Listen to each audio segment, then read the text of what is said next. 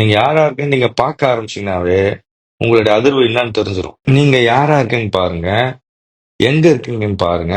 நிஜமாவே நீங்க யாருன்னு நீங்க பார்த்துட்டீங்கன்னா, அந்த இடத்துல டியூன் பண்ண ஆரம்பிச்சிட்டீங்க அப்படின்னா, அதான் வைப்ரேஷன், அதான் ஆம்பிளிஃபையர், அதுதான் டியூனிங்.